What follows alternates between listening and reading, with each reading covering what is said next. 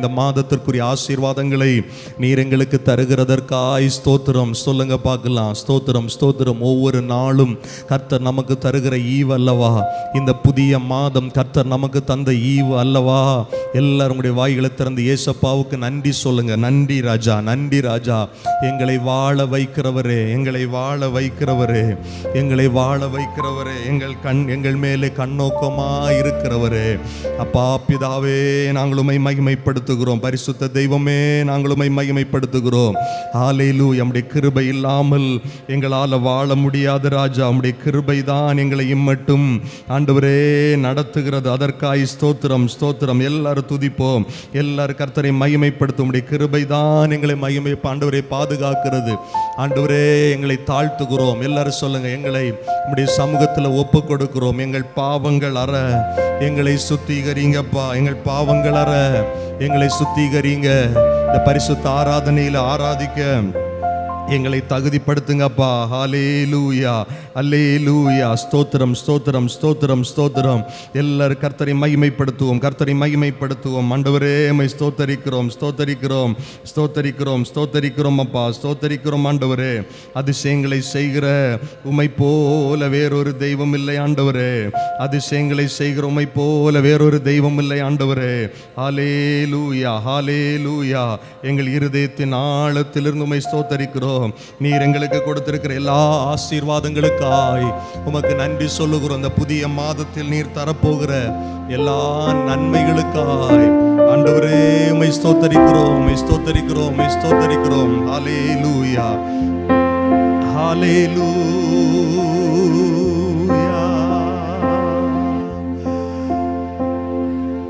நன்றி ராஜா, நன்றி இயேசுவே. கரங்களை உயர்த்தி நன்றி இயேசுவே, நன்றி இயேசுவே, நன்றி இயேசுவே. எல்லாரும் சொல்லுவோம். நன்றி இயேசுவே, நன்றி இயேசுவே, நன்றி இயேசுவே, நன்றி இயேசுவே.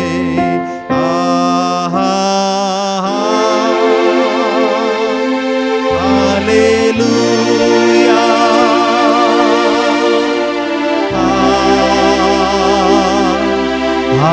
hallelujah,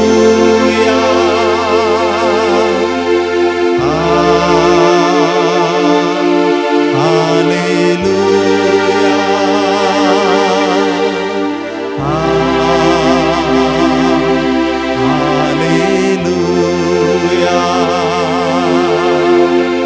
நல்ல பிதாவே, உம்மை நாங்கள் நன்றியோடு துதிக்கிறோம், ஸ்தோத்தரிக்கிறோம். தொடர்ந்து கர்த்தரை நடத்தும் இயேசுவின் நாமத்தில் ஜெபிக்கிறோம் நல்ல பிதாவே. ஆமென், ஆமென். அமர்ந்து கொள்ளுங்கள். நாம் சேர்ந்து கர்த்தரை மகிமைப்படுத்தி சில பாடல்களை பாடப் போகிறோம். எத்தனை பேர் சொல்ல முடியும், இத்தனை மாதம் என்னை நடத்தினது கர்த்தருடைய கிருபை? ஆமென். சத்தமா சொல்லுங்க ஒரு அல்லேலூயா. ஜீவனை பார்க்கலும் அவருடைய கிருபை நல்லது என்று வேதம் சொல்லுகிறது. நமக்கு தெரிந்த பாடல், உங்க கிருபை தான் என்னை தாங்குகிறது, உங்க கிருபை தான் என்னை நடத்துகிறது. எல்லாரும் கரங்களை தட்டி உற்சாகமாய் பாடப் போகிறோம்.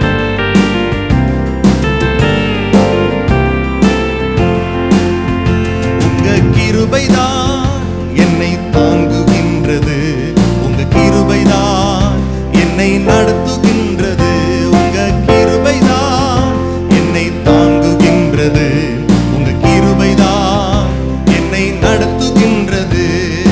கிருபையே, கிருபையே, மாறாத நல்ல கிருபையே, கிருபையே, கிருபையே,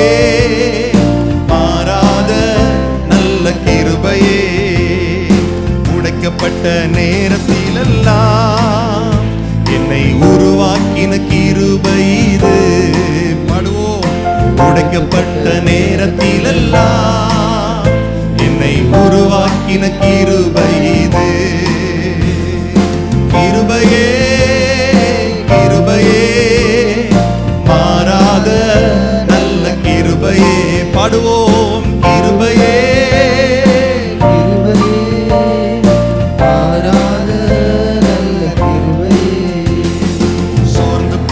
நேரத்தில்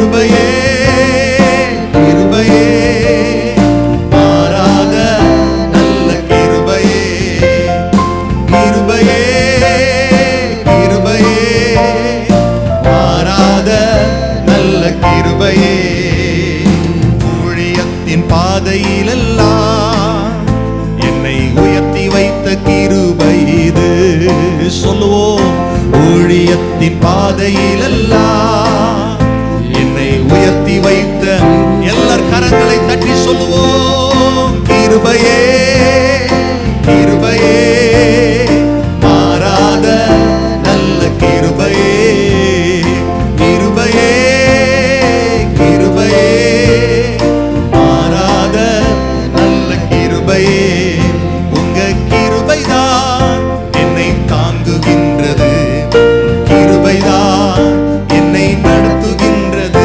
உங்க கிருபைதான் என்னை தாங்குகின்றது உங்க கிருபைதான் என்னை எல்லாரும் சேர்ந்து பாடுவோம் கிருபையே கிருபையே மாறாத நல்ல கிருபையே எல்லாரும் பாடுவோம் கிருபையே கிருபையே மாறாத நல்ல கிருபையே கிருபையே கிருபையே இயேசுவே ஆமென் மாறாத நல்ல கிருபையே கிருபையே கிருபையே மாறாத நல்ல கிருபையே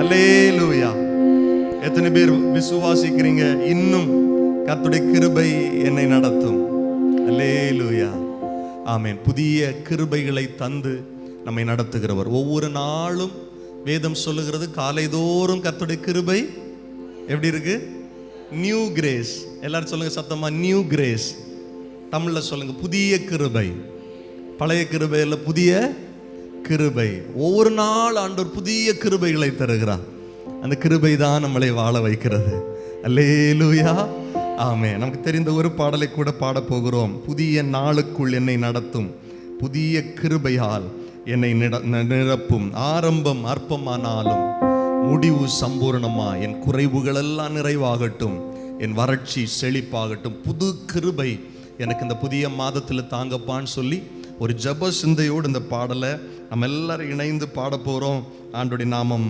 மகிமைப்படுவதாக அல்லேலூயா எல்லாரும் நம் கரங்களை தட்டி உற்சாகமாய் பாடுவோம்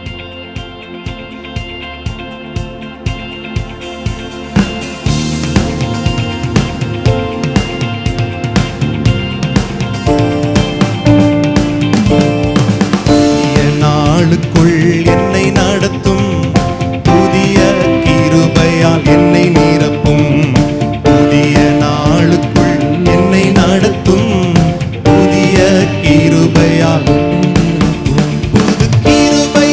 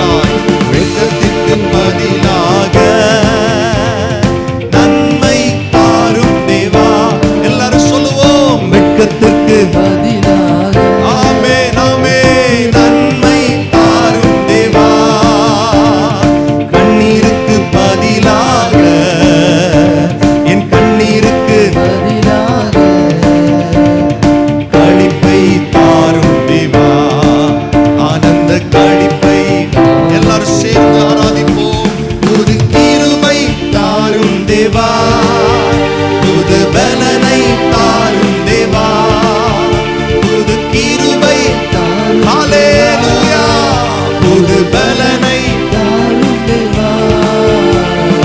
புதிய நாளுக்குள் என்னை நடத்தும் புதிய கிருபையால் ஹல்லேலூயா, புதிய நாளுக்குள் என்னை நடத்தும் புதிய கிருபையால் என்னை நிரப்பும். சவால்கள் சந்தித்திட இந்த உலகத்தில் ஜெயம் எடுக்க, சவால்கள் சந்தித்திட இந்த உலகத்தில் ஜெயம் எடுக்க,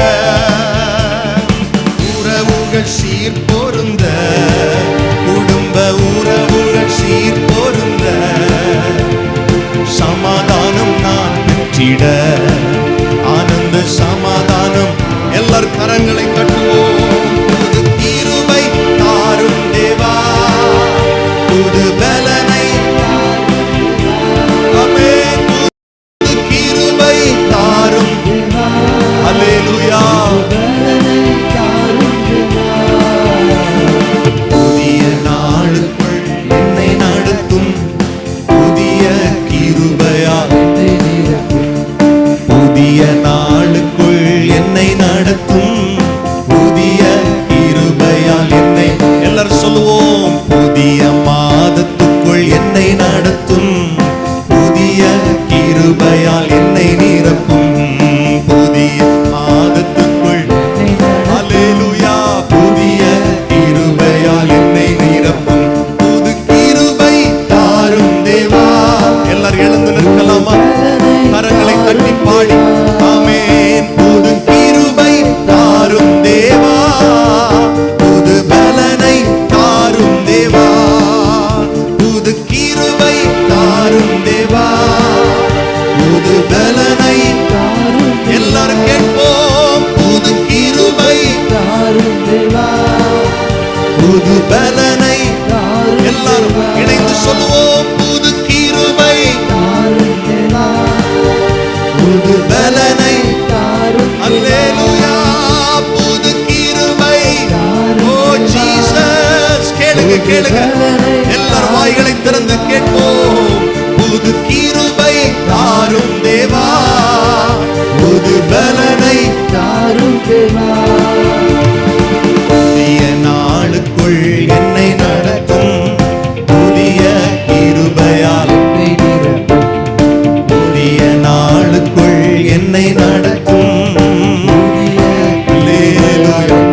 எல்லார் கரங்களை தட்டி கர்த்தரை மகிமைப்படுத்துவோம். புதிய கிருபை இந்த மாதத்தில் எங்களுக்கு புதிய கிருபை தாங்கப்பா. கேளுங்க கேளுங்க, எல்லார் வாய் திறந்து இந்த மாதத்தின் முதல் நாளில் இந்த அதிகாலை வேளையில் தேவ சமூகத்தில் கூடி வந்திருக்கிற தேவ பிள்ளைகளே, ஒரு மனதோடு கேளுங்க. இந்த மாதத்துல ஒரு புதிய கிருபையை தாங்கப்பா.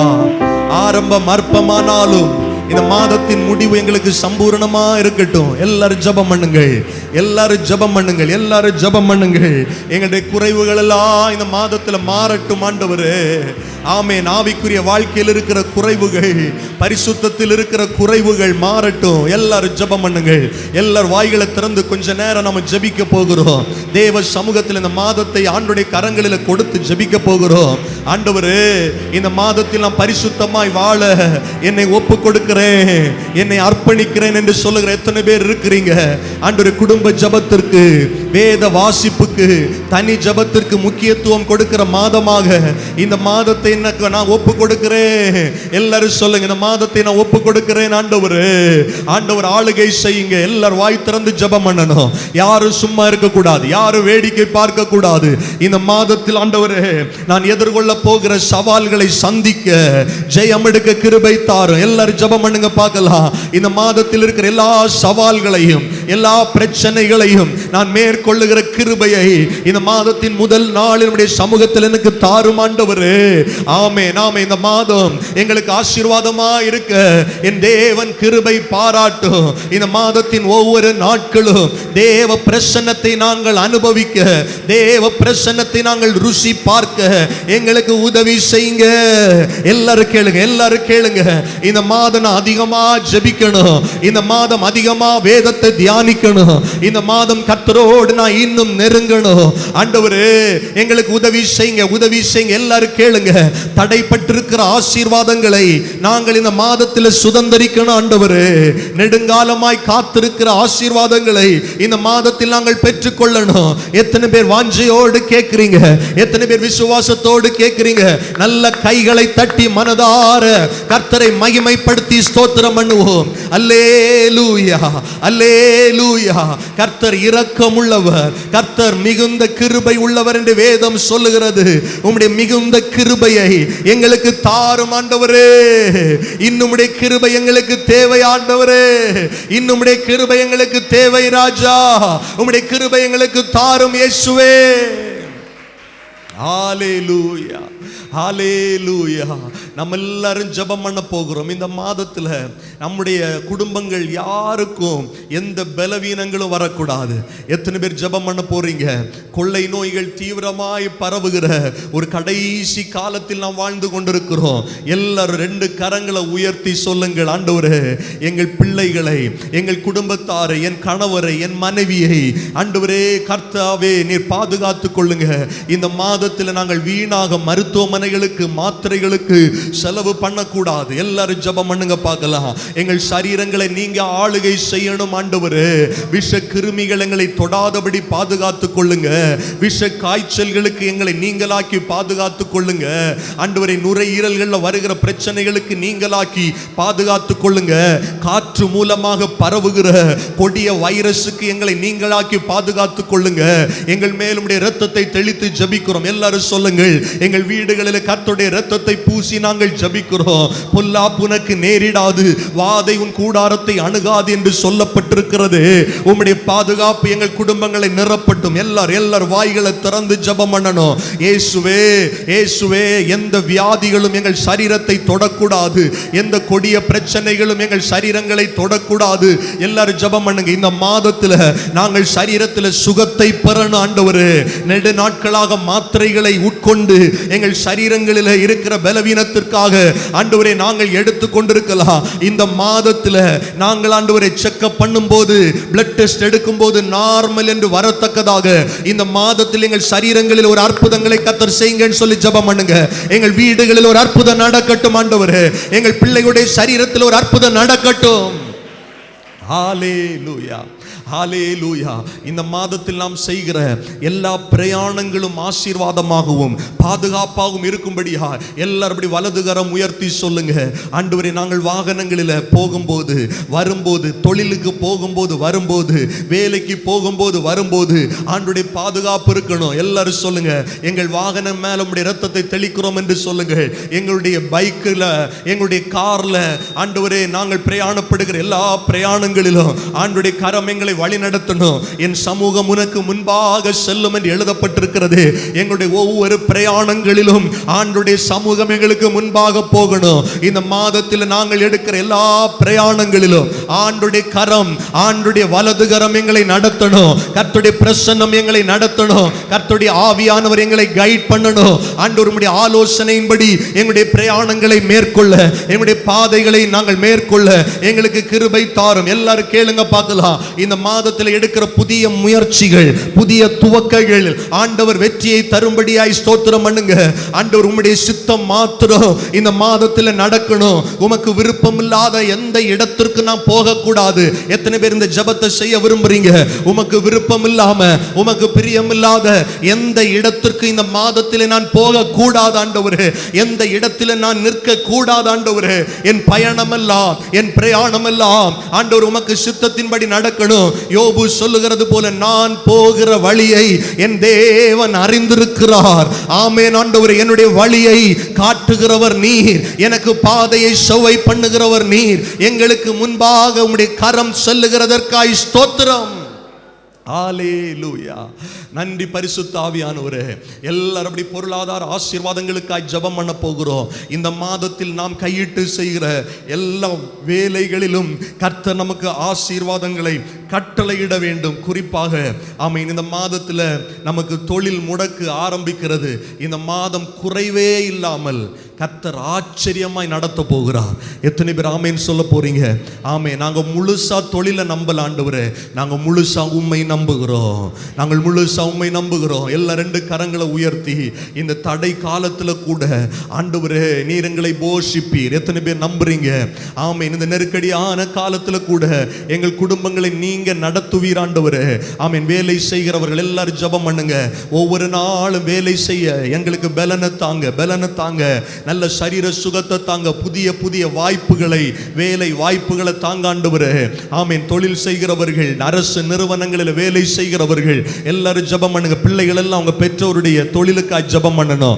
ஆமேன். ஆமேன். கணவனுடைய வேலைக்காய் சகோதரிகள் ஜெபம் பண்ணுங்க.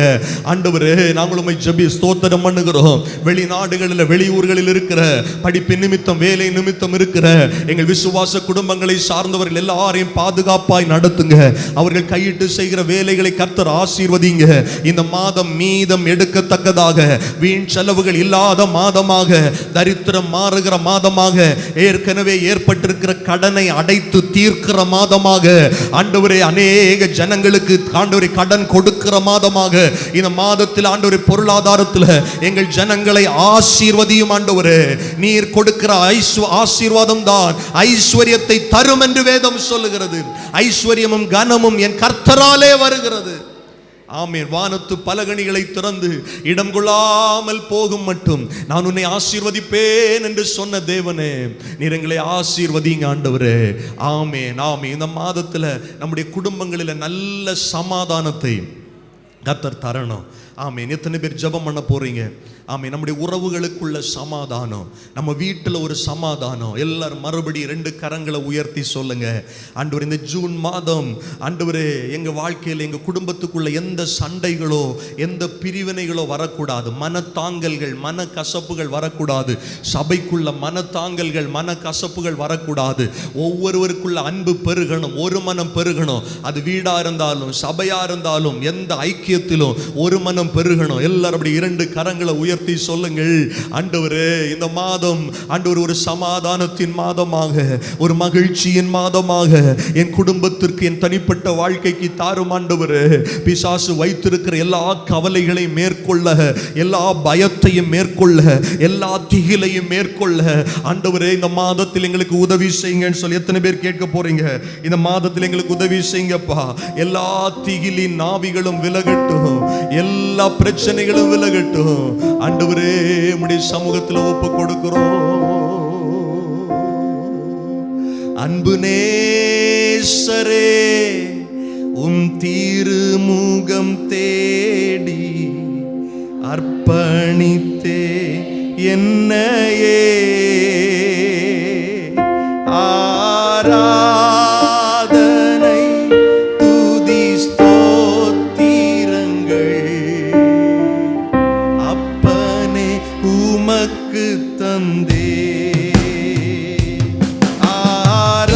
ஆராதனை துதி ஸ்தோத்திரங்கள்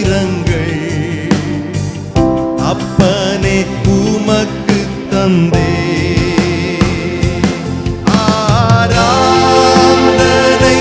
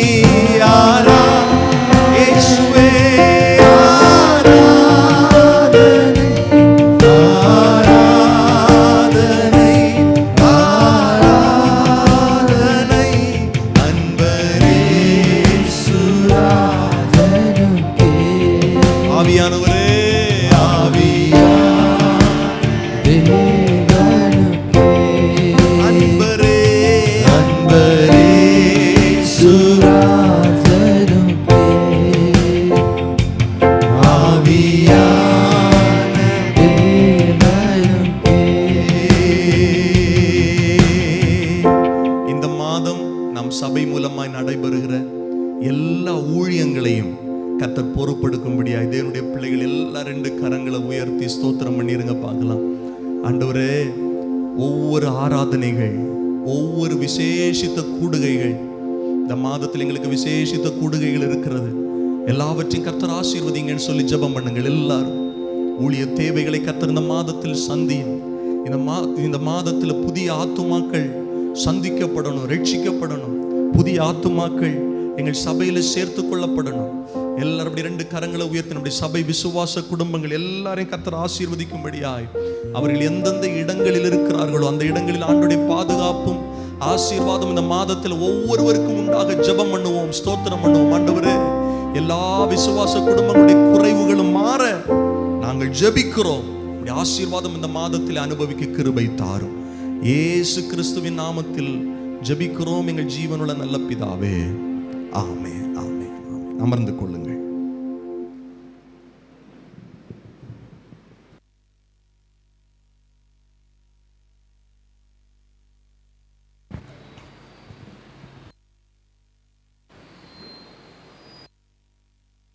Praise the Lord. Gain. Thank you Jesus. Praise the Lord. Hallelujah. சத்தமாய் சொல்லுங்கள், அல்லேலூயா. எத்தனை பேர் இந்த புதிய மாதத்தில் சந்தோஷமா இருக்கிறீங்க? ஆமென். ஒரு எதிர்பார்ப்போடு இருக்கிறீங்க. இந்த புதிய மாதத்தில் கர்த்தர் என்னை ஆசீர்வதிப்பார் அப்படிங்கிற எதிர்பார்ப்போடு இருக்கிறவர்கள் ஒரு அல்லேலூயா சொல்லுங்கள். ஆமென். இந்த காலை வேளையில் இந்த புதிய மாதத்தின் முதல் நாளில் உங்கள் முகங்களை பார்ப்பது எங்களுக்கு மிகவும் உற்சாகத்தை கொடுக்கிறது. ஆண்டவர் உங்களை ஆசீர்வதிப்பார். அல்லேலூயா. சத்தமாய் சொல்லுங்கள், அல்லேலூயா. ஆமென். கர்த்தர் தாமே மேன்மையாய் வழி நடத்துவார். இன்றைக்கு நமக்கு வழக்கம் போல முதல் சனிக்கிழமை நடைபெறுகிற உபவாச கூடுகை இன்றைக்கு நடைபெறாது. சரியா? அதை கவனத்தில் கொள்ளுங்க. ஏற்கனவே அறிவிப்பு கொடுக்கப்பட்டிருக்கிறது. ஆனால் மதியானம் 2 மணியிலிருந்து இரவு 9 மணி வரை வழக்கம் போல ஒவ்வொரு முதல் சனிக்கிழமை நடக்கிற சங்கிலி தொடர் ஜபம் இன்றைக்கு நடைபெறும். ஆகவே ஏற்கனவே உங்களுடைய பெயர்களெல்லாம் நான் வாசிச்சிருக்கிறேன். பெயர்கள் வாசிக்காதவங்க கூட ஏதாவது ஒரு நேரத்தில் நீங்கள் சபையில் வந்து ஜெபிக்க உங்களை அன்போடு கேட்கிறேன். அல்லேலூயா. நாளைக்கு காலையில் முதல் ஞாயிற்றுக்கிழமை, ஜூன் மாதத்தின் முதல் ஞாயிற்றுக்கிழமை பரிசுத்த திருவிருந்து ஆராதனை நடைபெறும். ஆயத்தத்தோடு ஜெபத்தோடு ஒவ்வொருவரும் கலந்து கொள்ள உங்களை ஞாபகப்படுத்துகிறேன். கர்த்தர் உங்களை ஆசீர்வதிப்பார். ஆமென். இந்த மாதத்திற்குரிய வாக்குத்தத்த வசனங்களை நாம் தியானிக்க போகிறோம். எத்தனை பேருக்கு ஆண்டுடைய வார்த்தையை தியானிக்க அவ்வளவு இன்பம் இல்லைன்னா ஒரு எதிர்பார்ப்பு இருக்கிறது? அவங்க மட்டும் கை உயர்த்துங்க பார்க்கலாம். ஒவ்வொரு மாதமும் ஆண்டவர் கொடுக்கிற வாக்குத்தத்தத்தை நான் முழுசாக நம்புகிறேன். அதுக்காக அந்த மாதம் முழுவதும் ஜெபிக்கிறேன். ஆண்டவர் எனக்கு ஆசீர்வாதத்தை தந்து கொண்டிருக்கிறார் என்கிற நம்பிக்கை உள்ளவர்கள் ஒரு அல்லேலூயா சொல்லுங்கள். ஆமென். 2 சாமுவேல் 6வது அதிகாரத்தை திருப்பிக் கொள்ளுங்கள். 2 சாமுவேல் 6வது அதிகாரத்தை திருப்பிக் கொள்ளுங்கள். கர்த்தர் இந்த மாதத்தில் நம்மோடு பேசுவாராக. அவருடைய ஆசீர்வாதங்களை இந்த மாதத்தின் முதல் நாளிலே நமக்கு தந்து வழி நடத்துவாராக. 6வது அதிகாரம் 12வது வசனத்தை, அதில் இருக்கிற முதல் பகுதியை ஒருவர் வாசியுங்கள். தேவனுடைய பெட்டியின் நிமித்தம் கர்த்தர் ஓபேத் ஏதோமின் வீட்டையும் அவனுக்கு உண்டான எல்லாவற்றையும் ஆசீர்வதித்தார். அல்லேலூயா. இந்த மாதத்தில் ஆண்டவர் நம்மோடு பேசுகிற ஒரு வார்த்தை, ஒரு மனிதனுடைய குடும்பத்தை, அவனுக்குரிய எல்லாவற்றையும் நம்ம ஆண்டவர் ஆசீர்வதிக்கிற தேவன். எத்தனை பேர் ஆமேன் சொல்லுவீர்கள்? எத்தனை பேருக்கு ஆசை இருக்கு, என்னையும் என் குடும்பத்தையும் என் பிள்ளைகளையும் எனக்கு உண்டான எல்லாவற்றையும்? அப்படின்னா நீங்கள் தொழில் செய்கிறவர்களாக இருந்தால் உங்கள் தொழில், வேலை செய்கிறதா இருந்தால் வேலை, உங்களுடைய உடைமைகள், உங்களுடைய சொத்துகள், உங்களுடைய வருமானங்கள், உங்களுக்கு என்னெல்லாம் இருக்கோ எல்லாவற்றையும் கர்த்தர் ஆசீர்வதிக்கணும் அப்படின்னு விரும்புகிறவங்க மட்டும் ஒரு அல்லேலூயா சொல்லுங்கள். ஆமென். இந்த மாதத்தில் கர்த்தர் இதைத்தான் நமக்கு ஞாபகப்படுத்துகிறார். ஒரு குடும்பத்தில் தேவனுடைய ஆசீர்வாதம் இருக்கணும். மனுஷனுடைய ஆசீர்வாதம் அல்ல, மனிதனுடைய தயவு அல்ல, தேவனுடைய தயவு, தேவனுடைய ஆசீர்வாதம் இருக்கணும். இந்த மாதத்தில் ஆண்டவர் நமக்கு அப்படிப்பட்ட கிருபைகளை தந்தருளுவாராக. இந்த வேத வசனம் சொல்லுகிறது, தேவனுடைய பெட்டியின் நிமித்தம் ஓபேத் ஏதோமுடைய குடும்பம் ஆசீர்வாதமாக இருந்தது. சகல விதத்திலும் ஆசீர்வாதம் இருந்தது. கர்த்தர் ஒரு மனிதனை ஆசீர்வதித்தால் அந்த குடும்பத்தில் வியாதி இருக்காது. கர்த்தர் ஒரு மனிதனை பரிபூரணமாய் நிரப்பி ஆசீர்வதித்து அந்த குடும்பத்தில் சமாதானம் இருக்கும். கர்த்தர் ஒரு வீட்டை ஆசீர்வதித்து அந்த வீட்டுக்குள்ளே போனாலே மற்றவர்கள் சொல்லுவார்கள், இந்த குடும்பம், இந்த வீடு கர்த்தரால் ஆசீர்வதிக்கப்பட்டிருக்கிறது, ஆஸ்தியும் ஐஸ்வர்யத்தையும் சம்பாதிக்கிற வீடாக இது இருக்கிறது, மற்றவர்களை போஷிக்கிற வீடாக இது இருக்கிறது, மற்றவர்களுக்கு ஆறுதல் சொல்லுகிற வீடாக இருக்கிறது. அப்படிப்பட்ட ஆசீர்வாதங்களை இந்த மாதத்தில் கர்த்தர் நமக்கு தர விரும்புகிறார். அல்லேலூயா, ஆமேன். ஓபேத் ஏதோமுடைய வீடு தேவனுடைய பெட்டியின் நிமித்தம் ஆசீர்வதிக்கப்பட்டிருந்தது.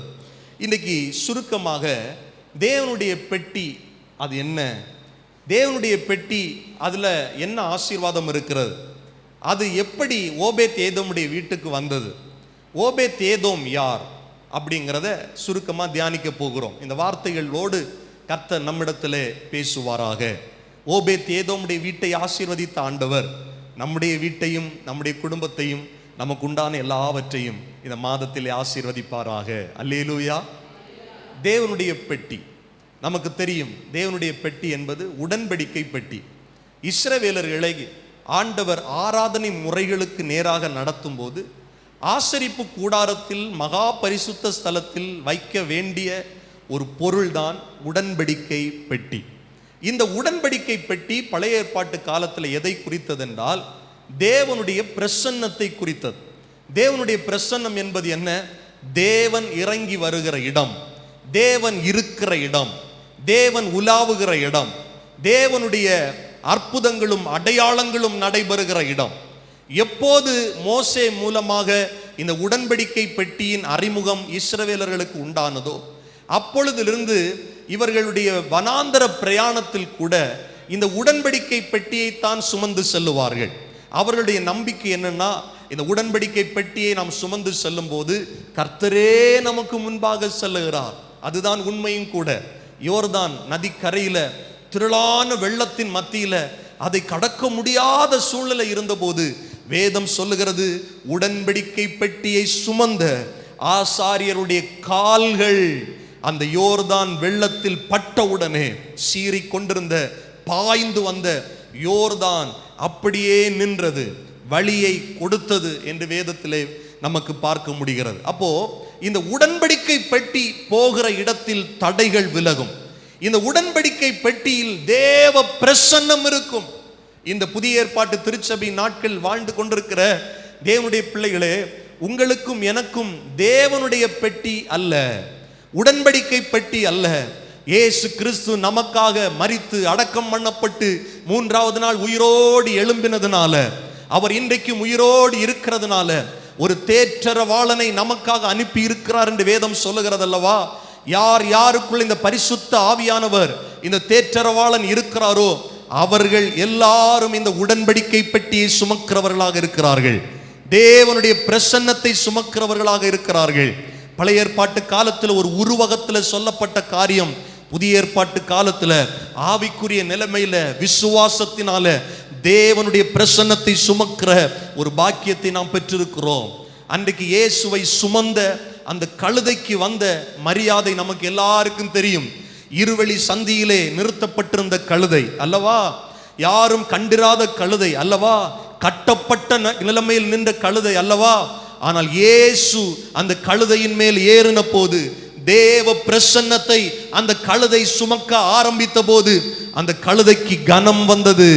அந்த கழுதைக்கு எல்லாருடைய கண்களிலும் அந்த கழுதை பிரமிப்பை உண்டாக்கினது.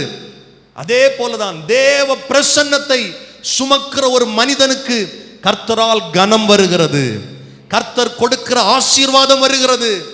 அதுவரைக்கும் யாருமே கண்டிராத, யாருமே ஏறெடுத்து பார்க்காத புறக்கணிக்கப்பட்ட நிலைமையில் இருந்த கழுதை தேவ பிரசன்னத்தை சுமக்க ஆரம்பிச்ச உடனே அந்த கழுதைக்கு கனம் வந்து விட்டது. இந்த மாதத்தில் ஒன்றை மாத்திரம் தீர்மானம் பண்ணுங்கள், நான் தேவ பிரசன்னத்தை சுமக்கிறவனா இருக்கணும், நான் தேவ பிரசன்னத்தை அனுபவிக்கிறவனாக இருக்கணும். இயேசுவுக்கும் எனக்கும் உள்ள தொடர்பை எந்த மனிதனோ, எந்த பாவமோ, எந்த பழக்கமோ, எந்த உறவோ, எந்த வேடிக்கை பொருட்களோ இல்லை என்று சொன்னால் இந்த உலகத்தின் ஐஸ்வர்யமோ எனக்கும் இயேசுவுக்கும் இருக்கிற அந்த உறவை விலக்கிவிடக் கூடாது, தடுத்து விடக்கூடாது, முறியடித்து விடக்கூடாது என்கிறதுல உறுதியாய் நாம் இருப்போம்னா தேவ பிரசன்னத்தை சுமக்க முடியும். தேவ பிரசன்னத்தினால் உண்டாகிற ஆசீர்வாதம் நமக்கு கிடைக்கும். இப்படி விலையேற பெற்ற இந்த உடன்படிக்கை பெட்டியுடைய அந்த பிரயாணம் என்பது ஒரு பெரிய வரலாறு. இன்றைக்கும் இந்த உடன்படிக்கை பெட்டி அங்க இருக்கு, இங்க இருக்கு. சிலர் சொல்றாங்க அது இல்லை, அதை பார்க்க முடியல, எங்கேயோ மறைச்சு வைக்கப்பட்டிருக்கு. தேவாலயம் தீக்கிரையாக்கப்பட்டதற்கு பிறகு அதை ரோமர்களை எடுத்துட்டு போயிட்டாங்க. இப்படி பலவிதமான கருத்துகள் இருக்கிறது. எப்படி ஆயினும் இஸ்ரவேலர்களுக்கு இந்த உடன்படிக்கை பெட்டி ரொம்ப ரொம்ப முக்கியம். ஏன்னா அவர்கள் ஒரு யுத்தத்துக்கு போனா கூட என்ன பண்ணுவாங்கன்னா இந்த உடன்படிக்கை பெட்டியை கொண்டு தான் போவாங்க. ஆமே, அவர்களுடைய விசுவாசம், கர்த்தர் அவர்களுக்கு கொடுத்த கட்டளை என்னன்னா, அவர்கள் என்ன நினைக்கிறாங்கன்னா இந்த உடன்படிக்கை பெட்டி போகிற இடத்துல தேவ பிரசன்னம் இருக்கிறது. இந்த உடன்படிக்கையை சுமந்து சென்று அநேக யுத்தங்களை இவர்கள் ஜெயித்தும் இருக்கிறார்கள். ஆனால் ஒரு இடத்துல வேதம் சொல்லுகிறது, கர்த்தருடைய பெட்டி பெலிஸ்தியர்களால் பிடிபட்டு போனது. ஒரு பெரிய யுத்தம் நடக்கிறது பெலிஸ்தியர்களுக்கு விரோதமாக இஸ்ரவேலர்களுக்கு. இஸ்ரவேலர்களில் பலர் அன்றைக்கு மடிந்து போனார்கள், பலர் செத்து போனார்கள். இவர்கள் வழக்கம் போல உடன்படிக்கை பெட்டியையும் கொண்டு போகிறார்கள். பெலிஸ்தியர் நினைக்கிறாங்க, இந்த உடன்படிக்கை பெட்டியை வச்சுதானே இவ்வளவு நாள் எங்களை மிரட்டுனீங்க, இவ்வளவு யுத்தங்கள்ல ஜெயித்தீங்க, இந்த பெட்டியே நாங்க தூக்கிட்டு போயிட்டோம்னா என்ன பண்றது? என்ன செய்யறாங்கன்னா பெலிஸ்தியர்கள் உடன்படிக்கை பெட்டியை அவர்கள் திருடிட்டு, இல்லைன்னு சொன்னா இவர்களை வீழ்த்தி உடன்படிக்கை பெட்டியை எடுத்துட்டு போயிட்டாங்க, அவருடைய நாட்டுக்கு எடுத்துட்டு போயிடுறாங்க. இந்த உடன்படிக்கை பெட்டியை எடுத்துட்டு எங்க கொண்டு போய் வைக்கிறாங்கன்னா அவர்கள் வழிபடுகிற விக்கிரகத்தைக்கு முன்னால கொண்டு வைக்கிறாங்க. தாகோன் என்ற சிலைக்கு முன்னாக எதை வைக்கிறாங்க சொல்லுங்க? உடன்படிக்கை பெட்டியை வைக்கிறாங்க. வச்சுட்டு போயிட்டாங்க. விளைவு என்ன தெரியுமா? தாகோன் ஒரு பெரிய சிலை, பெரிய ஒரு விக்கிரகம். இவங்க அடுத்த நாள் வந்து பார்க்கும்போது தாகோன் சிலை குப்புற விழுந்து கிடக்கிறது. அல்லேலூயா. நான் சொல்லுவேன், தேவ பிரசன்னத்துக்கு முன்பாக எந்த விக்கிரகமும் நிற்க முடியாது, எந்த சக்திகளும் நிற்க முடியாது. பெலிஸ்தியர்களால் கொண்டாடப்பட்ட பெரிய தெய்வம் தேவ பிரசன்னத்துக்கு முன்னால சமபூமியாகி விட்டது. இவங்க ஒன்றும் செய்யல, கொண்டு வச்சாங்க. பெலிஸ்திய நாடுகள்ல எல்லாருக்குள்ள நோய் வந்து விட்டது, வேதனை வந்து விட்டது. நல்ல கவனிங்க, இஸ்ரவேலர்களுக்கு வெற்றியை கொடுத்த பெட்டி, இஸ்ரவேலர்களை பாதுகாத்த பெட்டி, இஸ்ரவேலர்களுக்கு தேவ பிரசன்னம் இறங்கி வந்த பெட்டி. ஆனா பெலிஸ்தியருடைய பாளையத்தில், பெலிஸ்தியருடைய நாட்டில் இந்த பெட்டி போன போது என்ன நடந்ததுன்னா வாதை வந்தது. பெலிஸ்தியருடைய தேசத்தில் நோய் வந்தது, அங்க ஒரு கலக்கம் வந்தது, இந்த பெட்டி நிமித்தம் கலக்கம் வந்தது. ஏறக்குறை 7 மாதம் அளவும் பெலிஸ்தியருடைய நாட்டில் இந்த பெட்டி இருந்தது. எங்க பார்த்தாலும் பிரச்சனை. இவங்க ஒரு முடிவு பண்றாங்க, இந்த பெட்டியை எடுத்துட்டு வந்ததுல இருந்தே நம்ம நாட்டில் என்ன இல்லை, சமாதானம் இல்லை. என்ன பண்ணிடுவோம், 2 மாடுகளை பிடிக்கிறாங்க, ஒரு மாட்டு வண்டியை ரெடி பண்றாங்க. அந்த மாட்டு வண்டியில இந்த பெட்டியை எடுத்து வச்சுட்டு என்ன செய்யறாங்கன்னா பெலிஸ்தியர்கள் துரத்தி விடுறாங்க. நான் இதை ஒரு கதையா சொல்றேன், ஏன்னா இதெல்லாம் வாசித்துட்டே இருந்தோம்னா ரொம்ப டைம் ஆயிரும், முக்கியமான செய்திக்கு டைம் இருக்காது. அப்போ இதை எடுத்துட்டு இஸ்ரவேல் தேசத்துக்குள்ள பெட்டி என்ன பண்றாங்க, அனுப்புறாங்க. மாட்டு வண்டி யாரும் ஓட்டல, மாடை துரத்தி விடுறாங்க. அது பாட்டுக்கு வந்து இஸ்ரவேலருடைய எல்லையில வந்து நிக்குது மாடு. இதை பார்த்த உடனே இது தேவனுடைய பெட்டி அல்லவா என்று சொல்லி அங்கிருந்தவர்களுக்கு ஒரு ஆசை. என்ன தெரியுமா? பெட்டிக்குள்ள சொல்லுங்க என்ன இருக்கு. திறந்து பார்க்குறாங்க. வேதம் பதிவு செய்கிறது, அங்கிருந்த பெரியவர்கள் 50 பேர் அன்னைக்கே செத்தே போனாங்க. இது பெலிஸ்திய தேசத்துக்குள்ள நடக்கல, இஸ்ரவேலருடைய எல்லைக்குள்ள நடக்கிறது. நான் சொல்லுவேன், எந்த ஒரு மனிதன், அவன் இஸ்ரவேலனா இருந்தாலும் சரி, கிறிஸ்தவனா இருந்தாலும் சரி, தேவன் ஆராதிக்கிற பிள்ளையா இருந்தாலும் சரி, தேவ வல்லமையை தொட்டு பார்க்கலாம் அப்படின்னு நினைச்சா ஆண்டவர் விட மாட்டார். ஆமே, தேவனுடைய பிரசன்னத்தை ஈஸியா பார்த்துடலாம், தேவனுடைய பிரசன்னத்தை இல்லைன்னு சொன்னா நிறைய பேருக்கு இன்னைக்கு தேவனுடைய பிரசன்னம் சாதாரணமாகி போய்விட்டது. இப்படி நினைக்கிற யாரையும் கர்த்தர் விடுறதா இல்லை. இஸ்ரவேலுக்குள்ள குழப்பம் வந்துடுது. என்னடா இது, இவ்வளவு நாள் இல்லாம இருந்தது, பார்த்த உடனே இவ்வளவு பேர் ஒரு கலக்கம். அங்கிருந்து இன்னொரு இடத்துக்கு அனுப்புறாங்க. வேதம் சொல்லுகிறது, அபினதாப் என்கிற ஒரு ஆசாரியனுடைய வீட்டில் 20 வருடம் இந்த பெட்டி இருந்தது. எத்தனை வருஷம் சொல்லுங்க? 20 வருஷம். நான் முதல்ல சொன்ன 7 மாதங்கள் பெலிஸ்தியருடைய தேசத்தில் இருந்தது.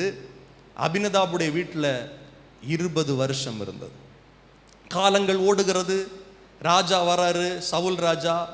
இந்த காலகட்டத்தில் சவுல் தாவீது அரசாட்சியில் வருகிறார். சவுலுடைய நாட்களில் இந்த பெட்டியை குறித்து யாருமே யோசிக்கல. ஆனா தாவீதுக்கு ஒரு எண்ணம் வருகிறது. நீங்க 132வது சங்கீதத்தை வீட்டில் போய் படிச்சு பார்த்தா தெரியும். ஆண்டவர் எனக்கு நல்ல வீட்டை தந்திருக்கிறார், ஆனா என் கர்த்தருடைய பெட்டி எங்க இருக்கு? தூரத்தில் இருக்கு. பெட்டியை குறித்த ஒரு பாரம், தேவ பிரசன்னத்தை குறித்த ஒரு பாரம் யாருக்கு வருதுன்னா தாவீதுக்கு வருகிறது. இந்த பின்னணியோடு இந்த அதிகாரத்தை நீங்க பார்த்தீங்கன்னா உங்களுக்கு புரியும். அதுக்கு தான் இந்த ஒரு நெடிய ஒரு கதையை உங்களுக்கு சொன்னேன். இந்த பெட்டி இப்ப யார் வீட்டில் இருக்கு சொல்லுங்க? அபினதாப் என்கிற ஒரு ஆசாரியனுடைய வீட்டில். ஆசாரியன் என்றா லேவி கோத்திரத்தில் வந்தவன். ஆமென். கர்த்தருக்காக ஊழியம் செய்ய தெரிந்தெடுக்கப்பட்டவன். கர்த்தருக்கு ஊழியம் செய்வதே அவனுக்கு வேலை. அப்படிப்பட்ட ஒரு மனிதனுடைய வீட்டில் எத்தனை வருஷம் இருக்கு? 20 வருஷம். 1வது வசனத்தை பாருங்க. 1 சாமுவேல் 6வது அதிகாரம் 1வது வசனம். பின்பு தாவீது இஸ்ரவேலர் எல்லாருக்குள்ளும் தெரிந்து கொள்ளப்பட்ட 30,000 பேரை கூட்டி கேருபீன்களின் நடுவிலே வாசமாயிருக்கிற சேனைகளுடைய கர்த்தரின் நாமம் தொழுது கொள்ளப்படுகிற தேவனுடைய பெட்டியை, கவனிங்க, இந்த வார்த்தையெல்லாம் ரொம்ப முக்கியம். கேருபீன்களின் மத்தியில் வாசமாயிருக்கிற சேனைகளுடைய கர்த்தருடைய நாமம் தொழுது கொள்ளப்படுகிற இடம்தான் தேவனுடைய பெட்டி. அப்போ இந்த தேவனுடைய பெட்டி இல்லாம இஸ்ரவேலர்களாக சரியாக உண்மையாக ஆசரிப்பு கூடாரத்தின் பணிவிடைகளை, தேவாலயத்திற்கு அடுத்த பணிவிடைகளை செய்யவே முடியாது. கொஞ்சம் யோசிப்பாங்க. கிட்டத்தட்ட 20 வருடமும் 7 மாதங்களும் இந்த பெட்டியே இல்லாம இஸ்ரவேலர்கள் ஆட்சி செய்திருக்கிறார்கள். இஸ்ரவேலர்கள் தங்களுடைய வாழ்க்கையை நடத்தி இருக்கிறாங்க. கொஞ்சம் யோசிச்சு பாருங்க. யாருக்கும் சிந்தை இல்லை. யாருக்கும் இந்த தேவனுடைய பெட்டியை குறித்து, இந்த உடன்படிக்கை பெட்டியை குறித்து எண்ணம் இல்லை. நம்ம தேசத்தில் கொண்டு வரணும், இதை பழையபடி மோசேக்கு கர்த்தர் கொடுத்த அந்த கட்டளையை நிறைவேற்றணும், யாருக்கும் எண்ணம் இல்லை. ஆனா கர்த்தருடைய இருதயத்திற்கு ஏற்ற தாவீதுக்கு தான் இதை குறித்த சிந்தனை வருகிறது. அவன் சொல்றான், 30,000 பேரை கூட்டி சொல்றான், அந்த பெட்டியை பாலை யூதாவிலிருந்து கொண்டு வரும்படி அவனும் அவனோடு இருந்த அந்த ஸ்தலத்தாரும் எழுந்து போய் தேவனுடைய பெட்டியை என்ன பண்றாங்க? ஒரு புது ரதத்தின் மேல் ஏற்றி அதை கிபியாவில் இருக்கிற அபினதாபின், நான் சொன்னேன் ஏற்கனவே, எத்தனை வருஷம் அங்கே இருக்கு அபினதாப் வீட்டில்? 20 வருஷம். அபினதாபுடைய வீட்டிலிருந்து கொண்டு வந்தார்கள். அபினதாபின் குமாரராகிய ஊசாவும் அகியோவும் அந்த புது ரதத்தை என்ன பண்ணினாங்க? நடத்தினாங்க. இப்போ ஒரு பிளான் பண்றாங்க. இந்த பெட்டியை நம்ம எருசலேமுக்குள்ள கொண்டு வரணும். நம்முடைய தேச மக்களுக்கு இது ஆசீர்வாதமா இருக்கணும். கர்த்தருடைய பணிகள், ஊழியங்கள் தடையில்லாம நடக்கணும். என்ன பண்றாங்கன்னா, பெலிஸ்தியர்கள் ஒரு பழைய வண்டியில இந்த பெட்டியை அனுப்பிச்சாங்க. நாம என்ன பண்ணுவோம்? கர்த்தருடைய பெட்டியை கொண்டு வரதுக்கு புதிய ஒரு வண்டியை சொல்லுங்க ஏற்படுத்துவோம். நல்ல கவனிங்க. மோசே இடத்துல கர்த்தர் இந்த பெட்டியை எப்படி ஒரு இடத்திலிருந்து இன்னொரு இடத்திற்கு கொண்டு போகணும்னு தெளிவாய் கட்டளை கொடுத்திருந்தார். இந்த பெட்டியை வண்டியில் இல்லை, இந்த பெட்டியை தேர்ல இல்லை, ரதத்தில் இல்லை, ஆசாரியர்கள் தங்களுடைய தோள்களில் சுமந்து செல்லணும். கவனிக்கிறீங்களா? கர்த்தர் கொடுத்த சட்டம் அது. இது இஸ்ரவேலர்களுக்கு தெரியும். ஆனா இவங்க என்ன நினைக்கிறாங்கன்னா, ஆண்டவர் நமக்கு புதிய ரதம் தானே உண்டு பண்றோம். இன்னைக்கு நிறைய இடத்துல நம்ம ஆராதனை விதிகளில், ஆராதனை முறைகளில் நிறைய காரியத்தை ஜனங்கள் இன்னைக்கு காம்ப்ரமைஸ் பண்றாங்க. கர்த்தர் இப்படிதான் என்னை ஆராதிக்கணும், என்னை ஆராதிக்கிற ஜனங்கள் இப்படிதான் இருக்கணும்னு கர்த்தர் சொல்லியிருக்கிறார் வசனத்தில். என் ஜனங்கள் ஆவியோடும் உண்மையோடும் தொழுது கொள்ளணும். என்னை தொழுது கொள்ளுகிறவர்கள் இப்படிப்பட்டவர்களாக இருக்க வேண்டும், அவர்கள் மேல் தான் நான் பிரியமா இருப்பேன் கர்த்தர் சொல்லி இருக்கிறான். அதெல்லாம் விட்டுட்டு ஆண்டவர் தானே, ஆராதனை தானே, சபை தானே, இன்னைக்கு எல்லாருக்கும் அது ஒரு சிம்பிளா போயிருச்சு. ஏதோ ஒரு விதத்தில் அதை காம்ப்ரமைஸ் பண்றாங்க. நாங்க இதை செய்யறோம் இல்ல, நாங்க அதை செய்யறோம் இல்ல. வார்த்தையில் நல்ல கவனிங்க. நாங்க தான் காணிக்க கொடுக்கிறோமே, நாங்க தான் ஒரு மீட்டிங் அட்டென்ட் பண்றோமே. நல்ல கவனிங்க. கர்த்தருக்கும் உங்களுக்கும் இருக்கிற உறவுல விரிசல் ஏற்பட்டு நீங்க என்னதான் செஞ்சாலும் அது கர்த்தரால் அங்கீகரிக்கப்படாது. இங்க காம்ப்ரமைஸ் பண்றாங்க. புதிய வண்டியை பிடிப்போம், நல்ல ஆட்டை பிடிப்போம், நல்ல மாட்டை பிடிப்போம், வண்டியில ஏத்து கொண்டு வா. வேதம் சொல்லுது பாருங்க, வீட்டில் இருந்து கொண்டு வந்தார்கள். 4வது வசனம், அவர்கள் தேவனுடைய பெட்டியை ஏற்றி அதை கிபியாவில் இருக்கிற அபினதாபின் வீட்டிலிருந்து நடத்தி கொண்டு வருகிற போது அகியோ பெட்டிக்கு முன்னாலே நடந்தான். அகியோ அப்படின்னா யாருன்னா அபினதாபுடைய ஒரு மகன். நான் ஆசாரியன் என்று சொன்னேன் அல்லவா, அவனுடைய மகன். தாவீதும் இஸ்ரவேல் சந்ததியார் அனைவரும் தேவதாரு மரத்தால் பண்ணப்பட்ட சகலவித கீத வாத்தியங்களோடும் சுரமண்டலம், தம்புரு, மேளம், வீணை, கைத்தாளம் ஆகிய இவைகளோடும் கர்த்தருக்கு முன்பாக, வார்த்தையை பார்த்தீங்களா, உடன்படிக்கை பெட்டிக்கு முன்னால போறாங்க. ஆனா என்ன பைபிள் சொல்லுது, கர்த்தருக்கு முன்பாக சென்றார்கள். அப்போ உடன்படிக்கை பெட்டியுடைய முக்கியத்துவத்தை பார்த்தீங்களா, தேவ பிரசன்னம், தேவனுக்கு முன்பாக, கர்த்தருக்கு முன்பாக தாவீதும் அவனோடு இருந்த ஜனங்களும் ஆடி பாடிக்கொண்டு போனார்கள். 6வது வசனம் பாருங்க, அவர்கள் நாகோனின் களம் இருக்கிற இடத்திற்கு வந்தபோது மாடுகள் மிரண்டு பெட்டியை அசைத்தபடியால் ஊசா தேவனுடைய பெட்டியினிடமாய் தன் கையை நீட்டி அதை பிடித்தான். யார் இந்த ஊசா? அபினதாபின் இன்னொரு குமாரன், ஆசாரியனின் குமாரன், லேவி கோத்திரத்தில் வந்தவன், ஊழியம் செய்ய கர்த்தரால் தெரிந்து கொள்ளப்பட்டவன். இந்த ஊசா கையை நீட்டி பிடிக்கிறான். நல்ல காரியமா கெட்ட காரியமா? மாடு மிரண்டுருச்சுங்க, பெட்டி என்னவாயிருச்சு, கீழே விழ போகுது. எல்லாம் பார்த்துட்டு இருக்கிறான். ஆனா ஊசா ஓடி போய் பெட்டி கீழே விழுந்துடக்கூடாதேன்னு வாசிக்கும் போது, ஏங்க நல்லது தானங்க செஞ்சாரு, கீழே விழுந்துருச்சுன்னா எவ்வளவு அது டேமேஜ் ஆயிரும் இல்ல? பெட்டியை பிடிச்சது தப்பா? அடுத்த வசனம் என்ன சொல்லுதுன்னா, 7வது வசனம், அப்பொழுது கர்த்தருக்கு ஊசாவின் மேல், ஐயோ கீழே விழ போயிருச்சு, பிடிக்க போனா. ஏங்க, எத்தனை பேர் இதை யோசிச்சிருக்கிறீங்க? எத்தனை பேருக்கு பதில் தெரியும்? பெட்டியை பிடிக்க போனது தப்பாங்க, கீழே தானே விழ போயிருச்சு. அப்பொழுது ஊசாவுக்கு மேல கர்த்தருக்கு என்ன வந்துருச்சான்? கோபம் வந்து விட்டது, தேவ கோபம். நல்ல கவனிங்க, கர்த்தரோடு நாம விளையாடக்கூடாது. நானா இருந்தாலும் சரி, நீங்களா இருந்தாலும் சரி, ஊழியம் செய்கிறவங்களா இருக்கலாம், பல வருட விசுவாசிகளா இருக்கலாம், கட்டளையை மீறி தேவ பிரசன்னத்துக்குள்ள போன அந்த சவுலையே கர்த்தர் சும்மா விடல. நமக்கு என்ன கொடுக்கப்பட்டிருக்கிறது அதிலே நம்ம நின்றணும். ஊசா பிடிக்க போறான், என்ன ஆகுது? கர்த்தருடைய கோபம் அவன் மேல வந்து, அவனுடைய பைபிள் தெளிவா அவனுடைய துணிவின் நிமித்தம் தேவன் அங்கே அவனை அடித்தார். அவன் அங்கே தேவனுடைய அண்டையில் செத்தான், பெட்டி அண்டையில் செத்தான். என்னங்க, தேவ பிரசன்னம், தேவ மகிமை இஸ்ரவேலர்களுக்கு ஆசீர்வாதத்தை கொடுக்கிறது. எத்தனையோ யுத்தங்களில் வெற்றியை கொடுத்தது, பெலிஸ்தியர்களுக்கு சிம்ம சொப்பனமாக இருந்தது.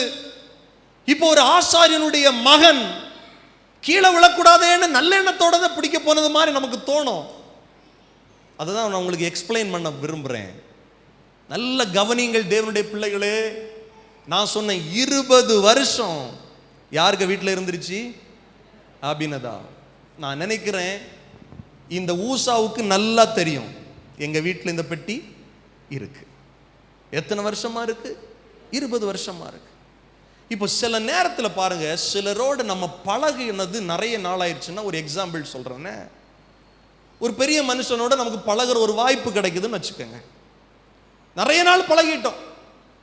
பழக பழக பழக என்ன ஆயிடுச்சுன்னா, இவர் தானே அப்படின்னு ஆயிருது.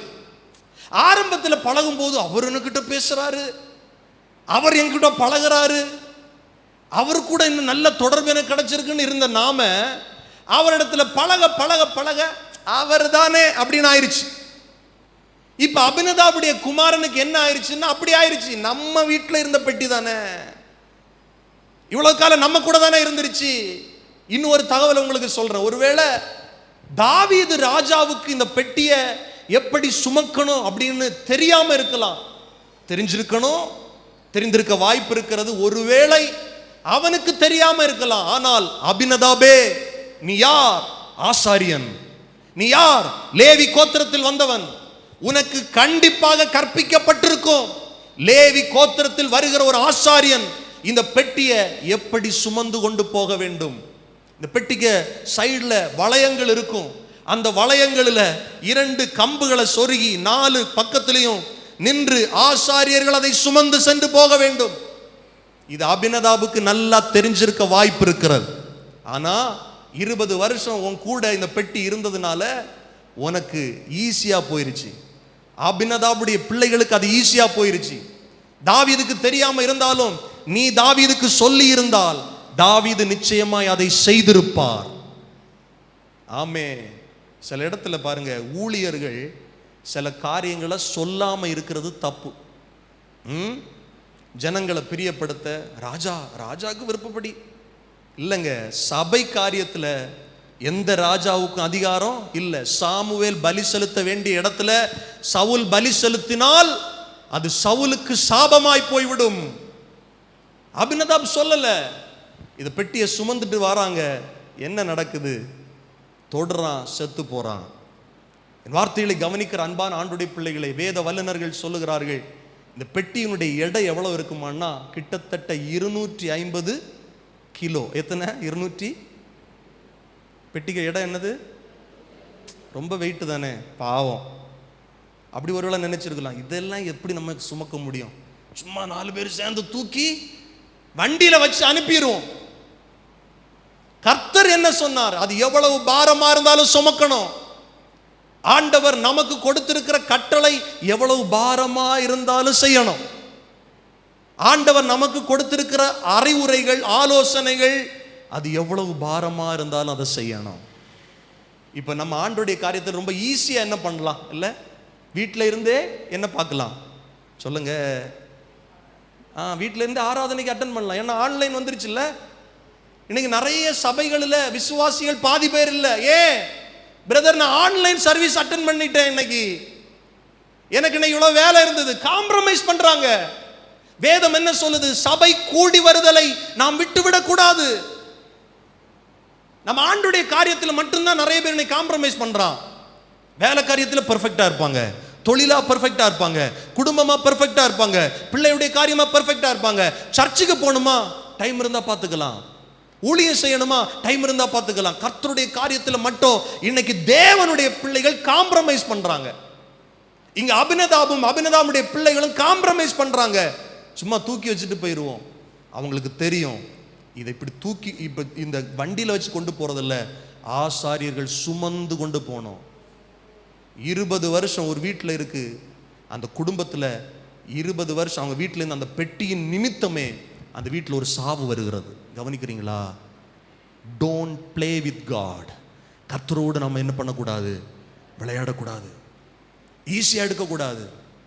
இன்னைக்கு புதிய ஏற்பாட்டு திருச்சபையில் பழைய ஏற்பாட்டில் உடனே அடி விழுந்துருச்சு. இன்னைக்கு கர்த்தர் பொறுமையாக இருக்கிறார். இதையே நிறைய பேர் அட்வான்டேஜாக எடுத்துக்கிட்டு ஓவரா விளையாடுறது, சபைகளில் விளையாடுறது, தேவ ஆலயத்தில் விளையாடுறது. இன்னைக்கு நிறைய சபைகள் நடக்குது. அது அவங்க குடும்பத்துக்கே சாபமாய் விடும். ஊசா, அது யாரா இருக்கட்டும், ஆசாரியனுடைய மகனோ லேவி கோத்திரத்தில் வந்தவனோ, உன் துணி வரம் உனக்கு தெரியும் எப்படி இதை செய்யணும்னு. அதன் நிமித்தம் கர்த்தர் அவனை அடித்தார். இப்போ திரும்பவும் தாவீதுக்கும் அவனோடு இருந்தவர்களுக்கும் பயங்கரமா என்ன ஆயிடுச்சுன்னா, பயங்கர பயம் வந்துருச்சு. 8வது வசனம், அப்பொழுது கர்த்தர் ஊசாவை அடித்தது நிமித்தம் தாவீது விசனப்பட்டு அந்த ஸ்தலத்திற்கு இந்நாள் மட்டும் வழங்கி வருகிற பேரேஸ் ஊசா என்னும் பெயரிட்டான். தாவீது அன்றைய தினம் கர்த்தருக்கு பயந்து கர்த்தருடைய பெட்டி என்னிடத்தில் வருவது எப்படி என்று சொல்லி, கவனிங்க, தாவீது கொண்டு வரணும்னு நினைச்சான், கொண்டு வந்தான். இந்த இன்சிடென்ட் நடந்தோன்னு தாவீதுக்கு என்ன வந்துருச்சு? பயம் வந்துருச்சு. வேண்டாம் வேண்டாம், கொண்டு வரக்கூடாது. என்ன செஞ்சாங்க? அதை தன்னிடத்தில் தாவீதின் நகரத்தில் கொண்டு வர மனதில்லாமல் யாருக்கு வீட்டில் வைக்கிறாங்க? கித்தியனாகிய ஓபேத் ஏதோமின் வீட்டிலே கொண்டு போய் வைத்தான். ரொம்ப கவனிங்க, 20 வருஷம் ஒரு ஆசாரியனுடைய வீட்டில் இருந்துருச்சு. அந்த பெட்டி நிமித்தமே அந்த வீட்டில் சாவு வந்துருச்சு. யார் இந்த ஓபேத் ஏதோம்? இதை கொஞ்சம் கவனிக்கணும். கித்தியனாகிய ஓபேத் ஏதோம் என்று சொல்லப்பட்டிருக்கிறது. கித்தியன் என்றால் காத் பட்டணத்திலிருந்து வந்தவன். காத் சொல்லுங்க, என்ன சொல்லுங்க? காத். முடிச்சிடறேன் ஒரு 5 நிமிஷத்துல. காத், காத்துன்னா கேள்விப்பட்டிருக்கிறீங்களா? காத் பைபிள்ல எங்க இருக்கு? காத் ஊர்ல இருந்து யார் வந்தா? கோலியாத். கரெக்ட். காத் ஊரானாகிய கோலியாத். கோலியாத் யாரு? பெலிஸ்தியன். அப்போ இந்த ஓபேத் ஏதோமுடைய பின்னணி எங்க இருந்து வருகிறதுனா, அவன் பெலிஸ்திய தேசத்தை சார்ந்தவன். பெலிஸ்தியருடைய அந்த வம்சாவளியிலிருந்து வந்தவன். இப்போ இங்க இஸ்ரவேலுக்கு உள்ள இருக்கிறான். அதான் பைபிள் சொல்லுகிறது, கித்தியனாகிய ஓபேத் ஏதோம். ஓபேத் ஏதோமுடைய அர்த்தம் என்ன தெரியுமா? ஏதோமின் அடிமை என்ற அர்த்தம். ஏதோம் என்றாலே ஒரு புறஜாதி. ஏதோமியர்கள் வழிபடுகிற தெய்வத்திற்கு அடிமை. அதுதான் என்ன பேரு? ஓபேத் ஏதோம். ஐயோ, அவனுடைய பின்னணியே பெலிஸ்திய பின்னணி. ஆண்டவருக்கு விருப்பம் இல்லாத ஒரு இடம். ஏன்னா 7 மாசம் இந்த பெட்டி அந்த பெலிஸ்திய தேசத்தை ஒரு வழி பண்ணிருச்சு. இப்போ இஸ்ரவேலுக்கு உள்ள வந்த பிறகும் ஆசாரியனுடைய வீட்டிலே ஒரு பலி வந்துருச்சு. இதெல்லாம் இஸ்ரவேலர்களுக்கு தெரிகிறத விட யாருக்கு நல்லா தெரிஞ்சிருக்க வாய்ப்பு இருக்கு? இந்த ஓபேத் ஏதோமுக்கு நல்லா தெரியும். இந்த பெட்டி போற இடம் எல்லாம் பயங்கரமா இருக்குப்பா. இவன் பேருக்கு அர்த்தமே என்னன்னா, ஏதோ ஒரு அந்நிய தெய்வத்தினுடைய அடிமை என்ற அர்த்தம். இதுதான் அவனுடைய பின்னணி. ஆனால் தாவீது அவன் வீட்டுக்கு போக வைத்த போது ஓபேத் ஏதோம் செய்த ஒரு காரியம் என்னன்னா, அதை மனப்பூர்வமாக ஏற்றுக்கொண்டான். ஒரு புறஜாதி பின்னணியிலிருந்து வந்த ஓபேத் ஏதோம், தேவனுடைய பெட்டி அவன் கண்ணுக்கு முன்னால் இவ்வளவு காரியங்கள் நடக்கிறது. அவன் கேள்விப்பட்டது இந்த பெட்டி நிமித்தம் பயங்கரமா கேள்விப்படுறான். ஆனால் தேவனுடைய பிரசன்னத்தை இந்த புறஜாதி பின்னணியிலிருந்து வந்த ஓபேத் ஏதோம் மனப்பூர்வமா ஏற்றுக்கொள்ளுகிறான். அல்லேலூயா, அல்லேலூயா. இயேசு வாழ்ந்த காலத்தில் சகேயுவை குறித்து அங்கிருந்த ஜனங்கள் எல்லாம் என்ன சொன்னார்கள் தெரியுமா? இவன் ஒரு பாவி, இவன் ஒரு பாவி. சகேயு இயேசுவை பார்க்க ஆசையா இருந்து மரத்துக்கு மேல இருந்து பார்த்துட்டு இருக்கிறான். இயேசு சகேயுக்கு பக்கத்துல வந்து சொல்றாரு, இன்று நான் உன் வீட்டுக்குள்ள வரணும். சகேயு சொல்லி இருக்கலாம், இல்ல ஆண்டவரே, ஊரே என்ன பாவின்னு சொல்லுது, என் வீட்டுக்குள்ள வரதுக்கு நான் அனுமதி தர முடியாது. பைபிள் என்ன தெரியுமா சொல்லுது? சகேயு இயேசுவை கூட்டிக் கொண்டு சந்தோஷமா அவனுடைய வீட்டுக்குள்ள போனான்.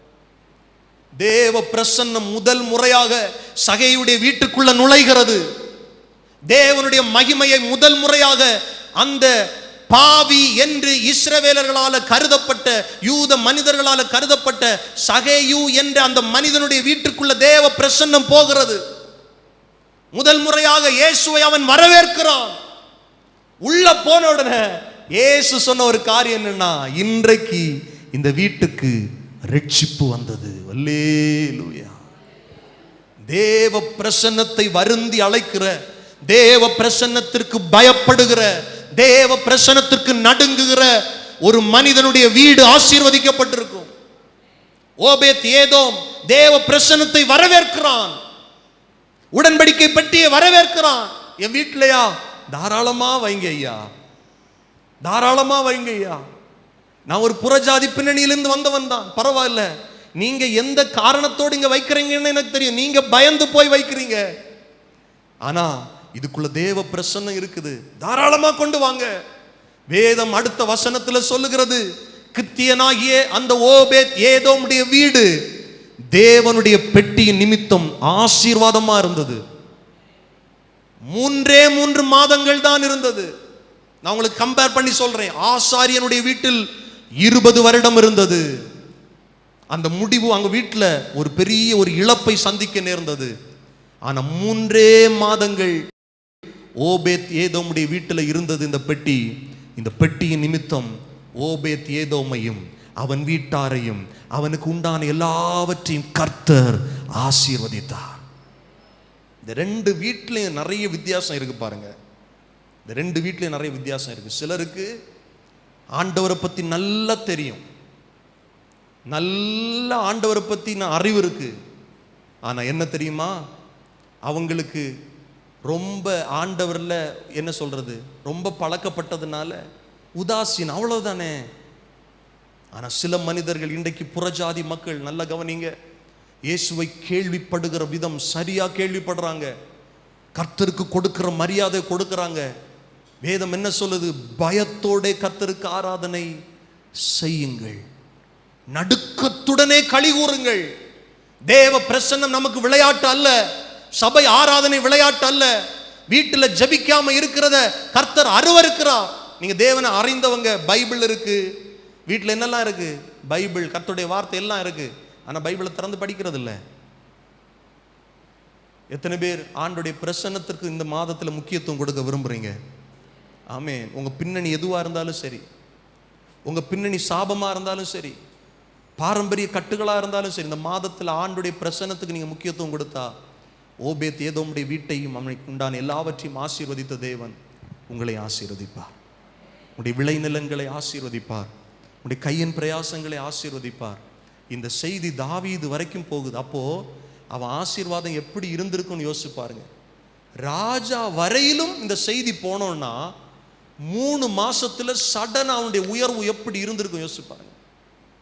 ஒரு மனிதனை கர்த்தர் ஆசீர்வதிச்சிட்டாருன்னா, ஈசாக்கை குறித்து பைபிள் சொல்லுகிறது, அவன் வர வர விருத்தி அடைந்தான், அவன் பெரியவனானான், அவன் ஐஸ்வர்யவனானான். வர வர விருத்தி. தேவ பிரசன்னம் நம்மை வர வர விருத்தி அடைய செய்யும். தாவீதை குறித்து வேதம் சொல்லுகிறது, அவன் நாளுக்கு நாள் பலப்பட்டான். தேவ பிரசன்னம் அதை செய்யும்.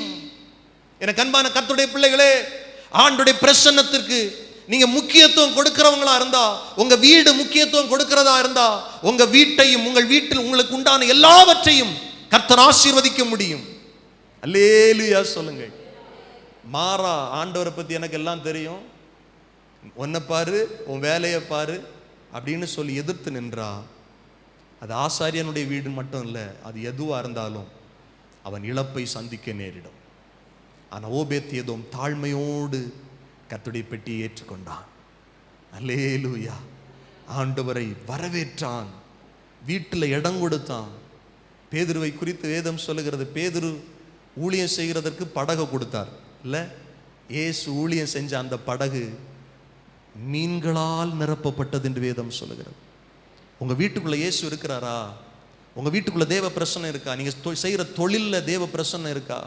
நீங்க செய்கிற வேலைகளில் தேவ பிரசன்னம் இருக்கா? ரொம்ப முக்கியம் பாருங்க. தாழ்மையாய் தேவ பிரசன்னத்திற்கு விட்டு கொடுங்கள், நீங்கள் ஆசீர்வாதமா இருப்பீர்கள். இந்த மாதத்தில் அந்த நன்மையை அனுபவிப்பீர்கள். அந்த நன்மையை நீங்கள் ருசி பார்ப்பீர்கள்.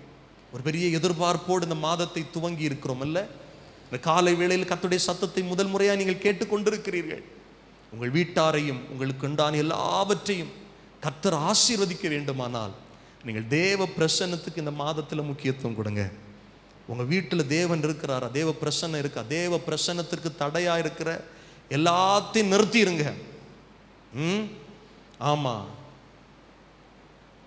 டிவி தடையா இருக்குன்னா டிவிக்கு ஒரு முட்டுப்புள்ளி வச்சிருங்க. என்னென்ன காரியம் உங்க வீட்டில் தேவ போனு தடையா, நிறுத்திடுங்க. வேண்டாம். டைமை போனு எடுக்குதா, அந்த போனு வேண்டாம். தேவ பிரசன்னத்தில் உட்காருங்க. இன்னைக்கு நம்ம உலகத்துக்கு எவ்வளவோ நேரம் செலவிடுறோம், தேவ பிரசன்னத்தில் உட்கார்றதுக்கு டைம் இல்லைன்னு சொல்றோம். அப்போ எப்படிங்க நம்ம வீடு ஆசீர்வதிக்கப்பட்டிருக்கோம்? இந்த மாதத்தில் ஒரு தீர்மானத்தோடு இந்த இடத்துல போங்க.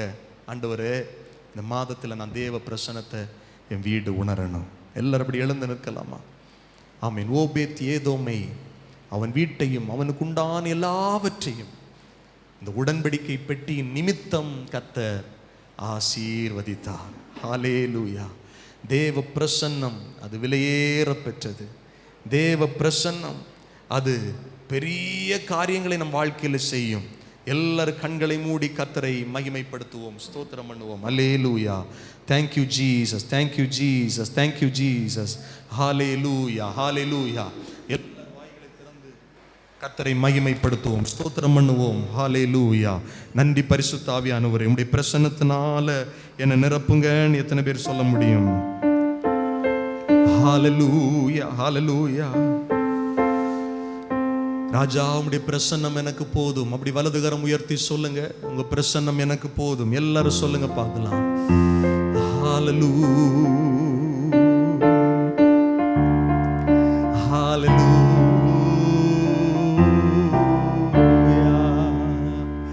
ஹல்லேலூயா. எல்லாரும் சொல்லுங்கள், ஆண்டவரே, இந்த மாதம் உம்முடைய பிரசன்னத்தை உணர்கிற மாதமா இருக்கணும். ஓபேத் ஏதோமுடைய வீட்டை ஆசீர்வதித்த தேவன், எங்களுடைய வீட்டை ஆசீர்வதிங்கப்பான்னு கேளுங்க. எல்லாரும் சொல்லுங்கள், நான் செய்கிற தொழிலை ஆசீர்வதிங்க, எனக்கு உண்டான எல்லாவற்றையும் கர்த்தர் ஆசீர்வதிங்க. ஆண்டவரே, எனக்கு உண்டான எல்லாவற்றையும் கர்த்தர் ஆசீர்வதிங்க. ஹல்லேலூயா. இன்னும் தேவை கிருபை தாருமே. எல்லாரும் கேட்போம். இன்னும் தேவை கிருபை தாருமே. எல்லாரும் சொல்லுவோம். இன்னும் தேவை கிருபை தாருமே. தாழ்மை உள்ளவரிடம் தங்கிடுதே கிருபை. தாழ்மை உள்ளவரிடம் தங்கிடுதே கிருபை. வாழ்நாளெல்லாம் அது போதுமே, சுகமுடன் தம்பலனுடன் சேவை செய்ய கிருபை தாருமே. சேவை செய்ய கிருபை தாருமே. கரங்களை உயர்த்தி ஆஹா, அல்லேலூயா, ஆஹா, அல்லேலூயா, ஆஹா, அல்லேலூயா, ஆஹா, அல்லேலூயா. சொல்லுவோம். ஆஹா, அல்லேலூயா, ஆஹா, அல்லேலூயா, அல்லேலூயா, ஆமென். ஆண்டவரே, ஒரு புறஜாதி பின்னணியிலிருந்து வந்த ஓபேத் ஏதோமுடைய வீடு உம்முடைய உடன்படிக்கை பெட்டியின் நிமித்தம் ஆசீர்வதிக்கப்பட்டது உண்மை என்றால், ஆண்டவர் உம்மை அறிந்த ஜனங்கள், உம்மை பின்பற்றுகிறவர்கள், தேவ பிரசன்னத்தை சுமக்கிற எங்களுக்கும் இந்த மாதத்தில் ஆசீர்வாதம் உண்டு. ஆமென் சொல்லுங்கள்.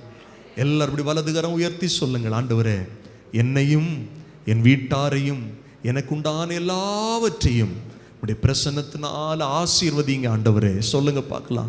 என் வீடு ஆசீர்வதிக்கப்பட்டிருக்கட்டும், என் ஆஸ்திகள் ஆசீர்வதிக்கப்பட்டிருக்கட்டும், என் தொழில்கள் ஆசீர்வதிக்கப்பட்டிருக்கட்டும். ஆண்டவரே, உடைய அன்பின் கரங்களில் ஒப்பு கொடுக்கிறோம். தகப்பனே, இந்த மாதம் உமக்கு முன்பாக இருக்கிறது. எங்களுக்கு நீர் தந்த ஈவான நாட்கள். இந்த நாட்களில் உமக்கு பயந்து வாழ, உடைய பிரசன்னத்தை நாங்கள் உணர, நாங்கள் ஆசீர்வதிக்கப்பட எங்களுக்கு கிருபை தாரும். இப்படி ஜனங்களை சமாதானத்தோடு இந்த இடத்திலிருந்து அனுப்பும். தேவ கிருபை எங்களை நடத்தட்டும். இந்த ஆராதனை வெளிப்பட்ட எல்லா மகிமையும் கனத்தையும் உமக்கு தருகிறோம். இயேசு கிறிஸ்துவின் நாமத்தில் ஜெபிக்கிறோம் நல்ல பிதாவே, ஆமென். நம்முடைய கர்த்தராகிய இயேசு கிறிஸ்துடைய கிருபையும் பிதாவாகிய தேவனுடைய அன்பும் பரிசுத்த ஆவியானுடைய ஐக்கியம், பாதுகாப்பு, சமாதானம் நம் ஒவ்வொருவரோடும் கூட கிறிஸ்துவின் வருகை பரியந்தம் நிறைவான ஆசீர்வாதம் தங்கியிருப்பதாக. ஆமென். எல்லாரும் சேர்ந்து சொல்லுவோம். என் ஆத்துமாவே கர்த்தரை ஸ்தோத்தரி, என் முழு உள்ளமே அவருடைய பரிசுத்த நாமத்தை ஸ்தோத்தரி. என் ஆத்துமாவே கர்த்தரை ஸ்தோத்தரி, கர்த்தர் செய்த சகல உபகாரங்களை ஒரு நாளும் மறவாதே. ஆமேன், ஆமேன். கர்த்தர் உங்களை ஆசீர்வதிப்பார். ஒருவருக்கொருவர் அன்பின் வாழ்த்துக்களை பகிர்ந்து செல்லுங்கள். ஆமேன்.